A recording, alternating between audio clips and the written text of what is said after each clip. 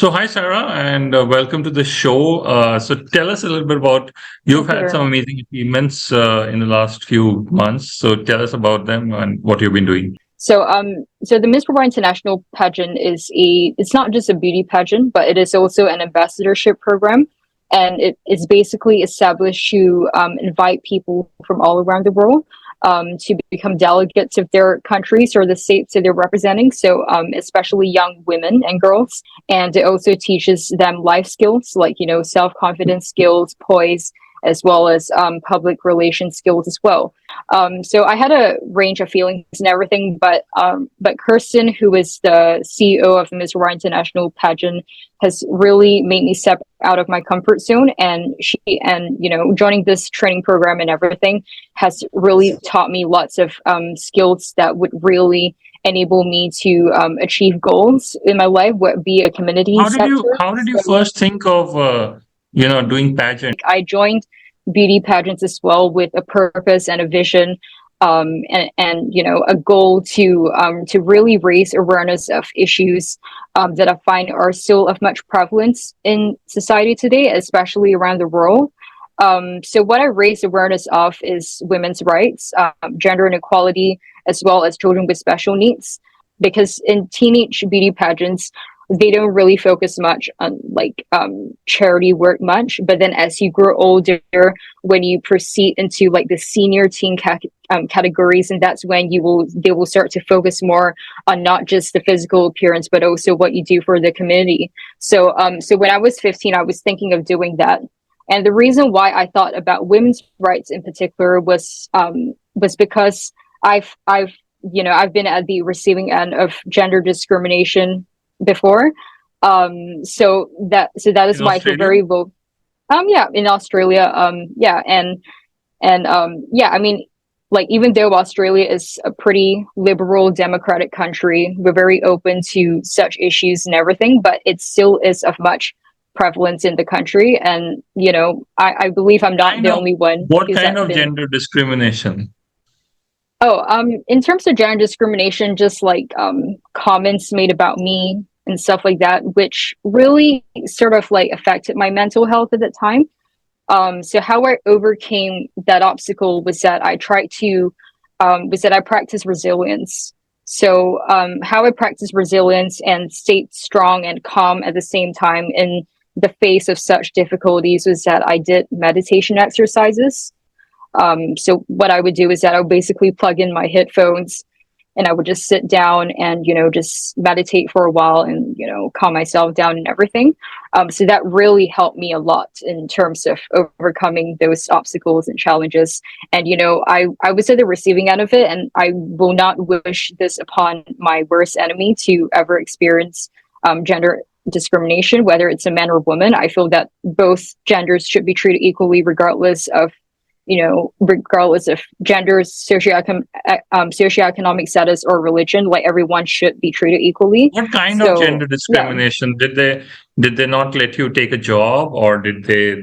What was the what did they what was it exactly?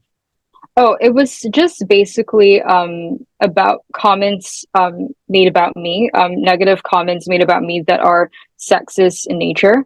I Because you wouldn't look want. Asian? No, it's not about my race. It's more about like a sexist comment, like based on my gender. So yeah, that is why obviously if this kind of comment was said to anyone, whether it was a man or a woman, like anyone would feel obviously offended by that. And yeah, and well, I wouldn't like to go into the details or the specifics because it's very personal to me, but it did affect me, and yeah, so that is why I started to take action to raise awareness of that. And I wasn't the only one who experienced gender discrimination. I saw my girlfriends in high school as well, getting comments shot at them that are sexist in nature. So obviously seeing that as a woman is very frustrating for me to see other people going through the same thing as me as well. And so that is why I chose to start raising awareness of gender inequality and promoting women's rights. Do you think it was doing pageants was a kind of a revenge thing, like to show them what you are? In terms of revenge, I mean, I wouldn't like to. I mean, of course, I'm not the type of person who would like to take vengeance against other people, but I'm just more of trying to send a message to the world and society to say that, hey, like, men and women should be treated equally. There shouldn't be any sort of social disparity or, gaps between both genders. And we should be, learning to respect each other, having mutual respect for one another, and so that we will be able to live in a more egalitarian society. Yeah. So have you ever met anyone who, you know, gave you that gender discrimination then and now sees you and obviously turned around? Did that ever happen? Well, in terms of those people who make those comments about me, I never really kept in touch with them, to be honest. So I don't think that that I would be contacting them any time in the future or anything, because I lost contact with them. I mean, because I graduated from high school, so I did lose some contacts, but I still kept some contact with me as well. Yeah. Okay. So you said that you'd really worked hard to manage your mental health, and you were meditating. Was this like 15 years? Even at 15, were you meditating? Oh, Was not 15 years old. But like I said, when I was 15, I didn't raise awareness of women's rights issues yet. And so it was only when I was like, I think I was like 17 or 18 when I received those gender discriminatory comments. And that was when I started, yeah, that was when it really affected me a lot. I mean, it wasn't just comments, it was actions as well. Wouldn't want to go into the specifics, but it did affect me. And that's why I took action So how did to you help myself recover.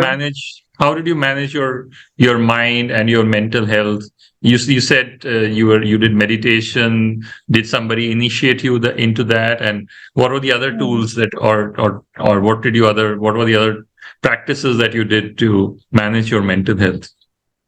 Oh, right. So, how I got introduced to meditation. So it's a type of so that's kind of meditation exercise that I did. It's more of like mindfulness. It's sort of like a mindfulness meditation activity. So how I came to know about it was because there was one time in my high school back then, where we were introduced to like because it was my final year of high school, so they introduced us to like a range of like different activities to do and stuff, and that's when I got introduced to mindfulness, and I realized that it really helped me, with my mental health, and it helped me to stay strong and resilient and everything, because that's of course the most important thing, because of course we face difficulties in life. Difficulties are inevitable, so we obviously need to learn how to overcome them and get over them and become stronger from that. And I also believe that through even though there are so many difficulties we face in life, I also do believe that they actually make us stronger as a person. In terms of childhood memories, well, when I was younger, I was really close to my mom. She was like my rock and everything. So I would say my fond childhood memories with her was um, when she celebrated my birthday every year, she would give me like a special gift and stuff, and she would buy me like usually like chocolate cake and stuff, because I used to like chocolate cake when I was very young. My sister doesn't like chocolate cake, but I like chocolate cake, so she would buy me like a chocolate cake usually, and then she would give me a special present. And yeah, I mean those are my fond childhood memories. And in terms of my beauty pageant days, um, well, to be honest, like beauty pageantry, yes, it has yeah, it's definitely taught me like self-confidence skills and poise, and it's also, also enhanced my public relations skills, because with that kind of position you need to interact with people from all walks of life. So I guess the most fond memories that I have of beauty pageantry, especially in MWIP, Miss Roy International, is when I got to interact with the children with special needs. That was like, that really, that was very touching for me. And I was originally from Singapore, and most of my family is in Singapore. So yeah, like if it's one thing I would have changed, is probably spending more time with my relatives, because I moved to Australia at such a young age, and I didn't really get time to spend with my relatives anymore back in Singapore. So yeah, I wish I could spend more time with them, but yeah. Oh, so what's the perfect day for you then? Like, what kind of a day is the way you want it to be? Do you do a lot of fitness, or like does it start really early? Yes. So Tell us actually, what your when I was very young, um, I mean, of course, like, I saw all these models and beauty queens in the magazines, and I was like looking up to them and everything. Um, but there was actually one time where I did a bit of like intermittent fasting because I wanted to look like them. So what I did was that I had like, just like one meal a day. So like I would have water for like the whole day until like 5 p.m. and then I would start eating. But then I realized that it wasn't that healthy for me, so I started to take more meals a day, like maybe 2 meals a day or 3 meals a day and stuff like that. Yeah, so and in terms of my fitness, I do exercise about 3 to 4 times a week. But sometimes if I'm really busy with studies and everything, I will exercise about 2, 3 times a week. So it depends on my availability as well. So in terms of my fitness techniques, I do lunges, I do squats, I do sit-ups, and I do bicycles as well, where it's basically when you lay a mat down and you sort of lie down on it and you try to like do like it's hard to show now, but yeah, it's basically a exercise technique. It's called bicycles. Um, yeah, I do all sorts of things, and I do dumbbell exercises as well. Sometimes I run on the treadmill. So yeah, a different range of activities because I feel like life is so short. We only get one life to live, so we have to live it to the fullest, and we need to stay fit and healthy at all times. In terms of fashion, I would say that of course I like bags, I like jewelry, I like shoes, and stuff like that. In terms of like fashion tips and stuff, I mean, for me, I'm the type of person who likes to. I'm a bit of a hybrid, so sometimes I dress conservatively, but sometimes I dress, a bit more like dressy, like I dress myself up especially for events and stuff like that, so I doll myself up, I wear a nice dress and everything, and I go out. Yeah, but my fashion, I would say it's not like so flamboyant, neither is it very plain. It's like somewhere in between, like neutral. Yeah, but I mean, I love bags, jewelry, and shoes, but I feel like I also at the same time feel that these things are not really something that adds meaning to our lives, because of course life is so much more than just bags, shoes, and jewelry, like yeah. I feel like the meaning to life is by surrounding ourselves with positive people, people who are like-minded like us, and people who are genuine. So I think that really adds meaning to my life. So what do you value most in a friendship? Like, what do you value most in people? Oh, in terms of valuing things in people, I value trust, to be honest, because I think trust is a major factor in terms of relationships with people, whether it's a relationship, like a love relationship you have, or it's a friendship or something. I feel trust is very important. Loyalty as well is important. And I think another factor that is very important is whether the person is genuine. I think that's very important as well, because you want to make sure that the person is, that you're dealing with, that you're being friends with, is genuine to you, and they understand you and everything. I think these are all very important factors when it comes to any relationship. And Yeah. has your trust ever been broken? Well, if I have to admit, yes. At times in my life, I've been, trust has been broken before by people I know. So yeah, and that is why when it comes to choosing friends, especially close friends of mine, I'm quite selective, and I only choose a select few. Because some people value having like 1,000 friends, but I'm the type of person who values those five close friends who are definitely your true friends, compared to having 1,000 friends you could, and some of the 1,000 friends could potentially be a foe. So yeah. So, if you had to give some advice to a younger you, if you remember yourself as a 12-year-old and standing in front of your own self as a 12-year-old, what would you tell her?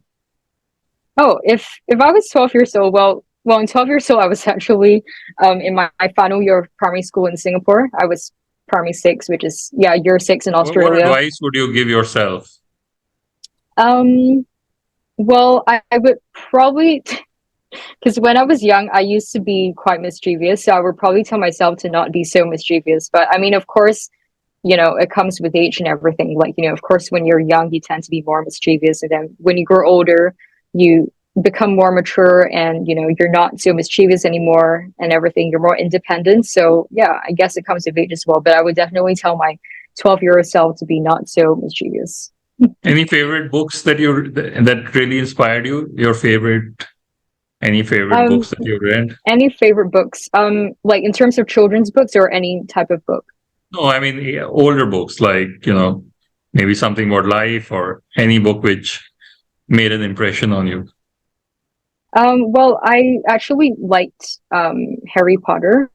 I mean, I'm not sure if many people are a big fan of it, but when I was a kid, I really loved like Harry Potter, and I read almost the whole entire series. Not the whole series, but almost the whole entire series.